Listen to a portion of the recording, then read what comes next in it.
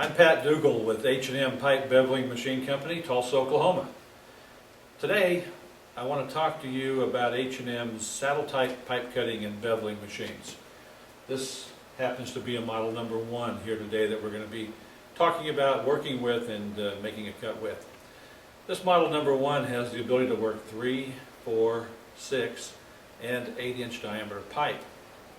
There are 7 different models of the H&M saddle-type beveling machine. Those 7 models will take you from 2-inch diameter pipe all the way up to 36-inch diameter pipe. They are portable pipe cutting and beveling machines. That means they're cast and manufactured out of aluminum, keeping it as lightweight as possible so that the operator can pick this machine up, move it from pipe to pipe, cut to cut. The ring gear is open at the bottom. This ring gear is open at the bottom in order to allow this machine quick access to get on and off the pipe. If this ring gear wasn't open at the bottom, I would have to slide it off the end of the pipe and on the end of the pipe. Since it's open, I can walk up to a 40-foot joint of pipe and be able to place it directly on that pipe wherever I need to make that cut.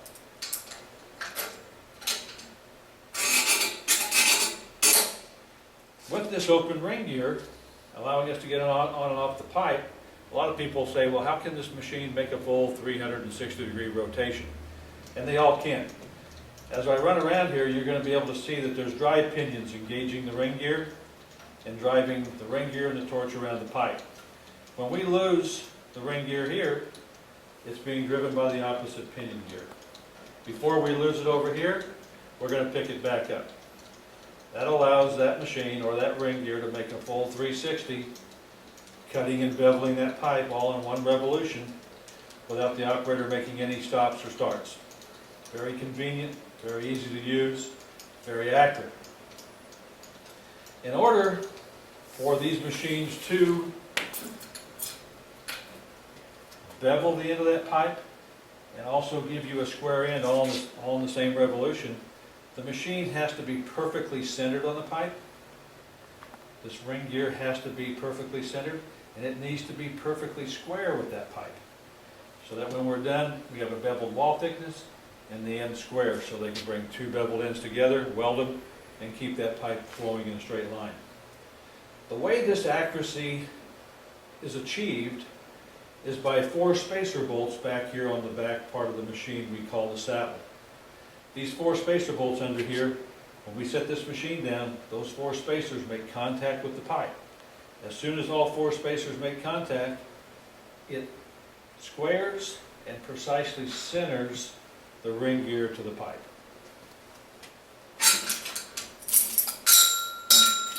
Again, every time you buy a machine, it's going to come with 4 spacer bolts. These are patented cuboid spacers. They're now set with I can see 4s underneath here, so I'm set for 4-inch pipe. If I unbolted them and bolted them on with the long dimension down, I'm on 3. As you see them, I'm on 4. If I lay them down flat, I'm on 6. Take them all the way off and store them in the back edge of the saddle in these holes so you don't lose them. The saddle itself puts you on 8-inch pipe. So with just 4 spacers, you're hitting 3, 4, 6, and 8-inch with the same 4 spacer bolts. Once again, as soon as that machine sets down on the pipe and these 4 spacers make contact, we bring this little boomer assembly around.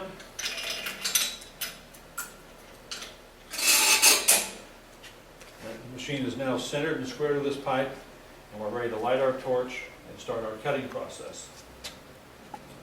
One of the key features of H&M's beveling machines is that the ring gear assembly and the back saddle, both very crucial items to the accuracy of the system, are manufactured in 2 separate components. The back saddle is bolted to the ring gear in 2 places. This is the back saddle of the number 1 ring gear assembly. It bolts to the ring gear in 2 separate places. This is important because when we bring these machines together in the plant, we put them on a mandrel, and with a dial indicator we read them. We read that machine to see how concentric and how square it's setting to that mandrel. If it's off a few thousandths one way or the other, we can loosen those bolts move that ring gear around a few thousandths until we get it reading within our tolerances, which is typically plus or minus 15 thousandths in squared, plus or minus 10 or 12 thousandths in concentricity. Also a key factor that they're two separate components is that typically if one of these machines is damaged, it's usually damaged by the machine being dropped or the pipe and the machine being dropped together, in which case the saddle tends to take the brunt of that and is bent. And at that point, when you bend the saddle 100 thousandths, you're no longer getting a square cut on the end. If it's only the saddle that's damaged, it's economically replaceable. Take the bent saddle off, put a new saddle on, and you're back in business. At least one of our competitors has their ring gear and their saddle cast as one solid component, so that when you tweak their saddle, you've also tweaked the ring gear. Most generally at that point in time, that particular machine is economically unrepairable.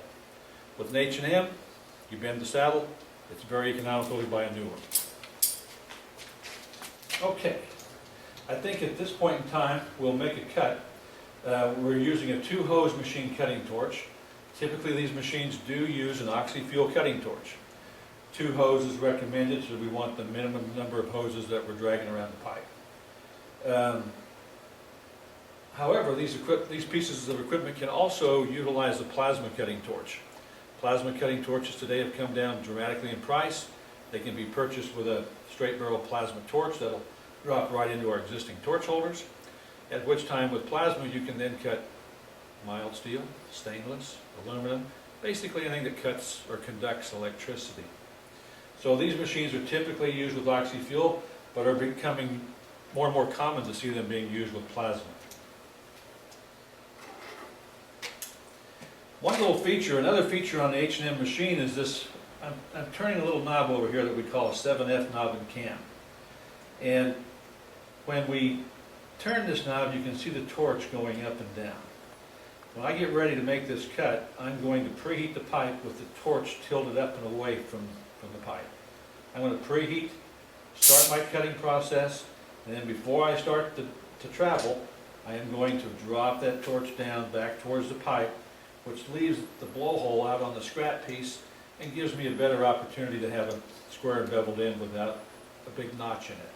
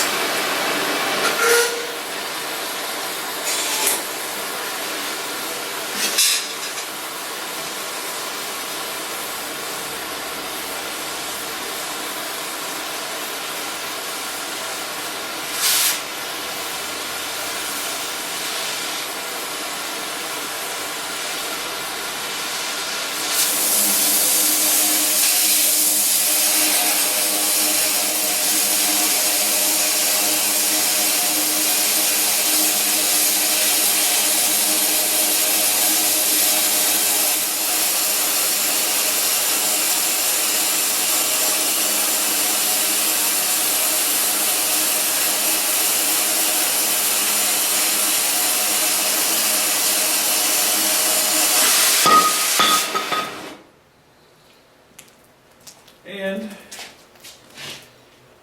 as you can see, we have a very nicely beveled end. We've gotten away from probably 90% of the blowhole by being able to pierce and then drop away from that cut.